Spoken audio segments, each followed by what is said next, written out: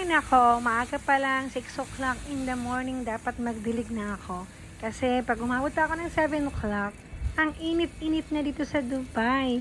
Alam mo bang bago mag 7, masakit na yung init ng araw, yung sikat ng araw na masakit na sa skin. Kaya ayun, gumigising ako ng 6 o'clock para diligan yung aking mga halaman. Ayan, buti na lang may sprayer na ako.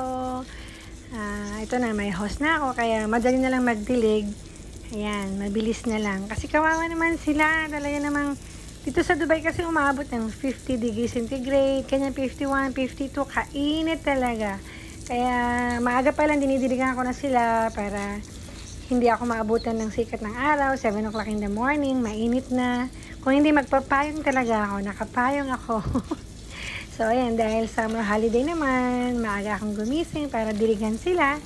Yan yung aking everyday routine. Early in the morning, watering the plant at 6 o'clock in the morning.